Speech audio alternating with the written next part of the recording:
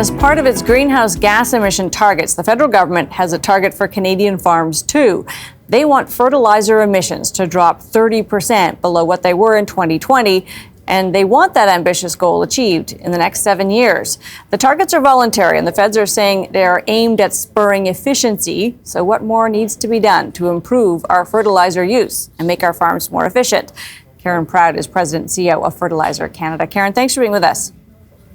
Thanks. It's a pleasure to be here today. I know when these the targets were first announced, I think they felt less voluntary than they've become, and I think there was great consternation across Canadian farms. There was a lot of reaction to it. Have we landed in the right place in terms of asking for something, but not actually putting people in a position where they might lose money to get there?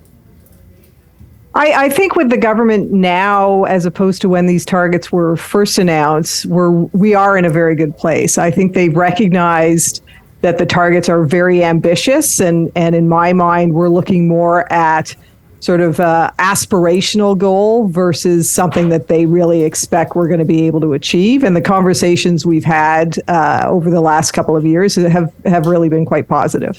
Where on the list of kind of thinking, because there's so many complicated things about, producing profitably and efficiently, where do emissions fall into the mix for Canada's farmers?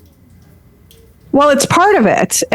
So farmers have been adopting a suite of best farm management practices that aim to balance both the farm productivity as well as reduce emissions on farm. And so it's an integral piece. But I think the part that was missing originally was that need for balance to ensure that the farmers can still be productive and profitable while also looking at emissions reductions. And of course, the other piece of this that fertilizers played such an important role, and in the world, Canada's played an important role in that industry, is improving yield.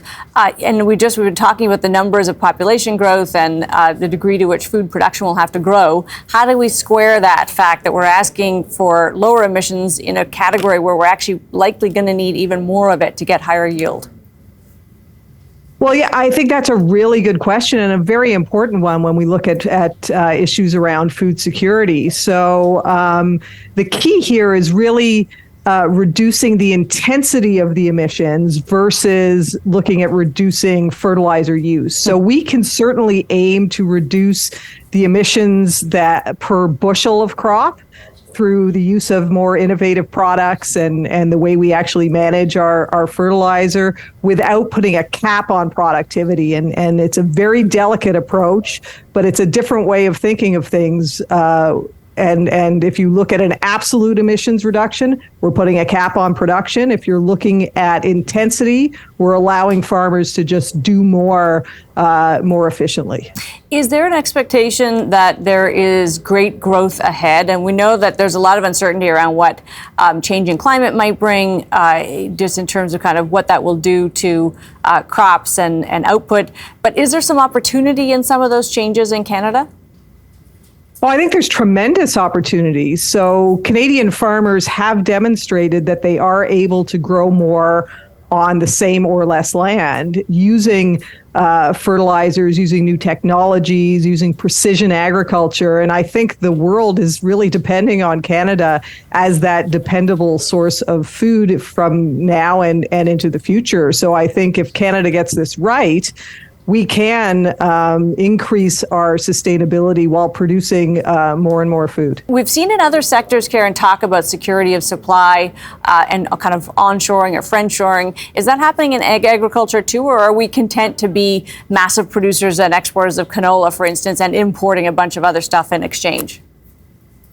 Well, we are really concerned about supply chain. You only have to look at what's going on right now at the ports in BC to realize that we have a fragile supply chain. And the rest of the world is looking at Canada to be that dependable source, not only of canola, but fertilizers in particular. We export to 75 different countries. We're the number one exporter of potash. The world is counting on that fertilizer in order for them to grow more food. So it's really, really important when you look around the globe as to who is that dependable source of crop inputs and the crops themselves. And Canada is it. And so we need to make sure our supply chains are moving the way they should, and that we're investing in our infrastructure and ensuring that we're able to make those and meet those export demands. Karen, so good to have you for this. Appreciate your time. My pleasure. Thank you for having me. Karen Proud is President and CEO of Fertilizer Canada. Time for the takeaway, and when nostalgia can lead you astray. Farming has been a critical part of the Canadian fabric for a long time. First essential to our survival, it evolved into a core component of our economy as a lattice work of family farms grew and spread across this land, supporting our needs and becoming valuable exports for the whole country. The family farm has remained the backbone of the system, with the vast majority of agricultural products, north of 90% of it, still produced by family farms. But we romanticize the family farm at our peril. As the world changes and grows, smaller farms will become more and more outdated. Today, 10% of Canada's farms are responsible for more than 60% of the total revenue.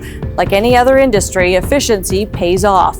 Glamorizing the back-breaking work of the family farm ignores the reality for farmers. Small is not necessarily beautiful. While there'll always be a place for niche players with higher-priced products, feeding ourselves and a growing global population will call for the kind of efficiency that larger investments make possible. New techniques, new machines, even new software like AI can all be deployed at scale in a way that's simply not possible for a smaller farm. And bringing farming into the 21st century helps solve one of its biggest problems, that of young people choosing another life. New opportunities would open up in diverse roles if farming was allowed to expand naturally. Some will voice concern about the quality of the product if it's produced differently, but that argument doesn't really hold water. No other industry is kept small in order to enforce quality control. We do that instead with good regulations and standards. And as an essential industry, we should have industrial policy for agriculture that makes sense for the future. My takeaway? Getting caught in a romantic view of the farming lifestyle will keep us from much needed evolution in an industry that is arguably the most important one we've got.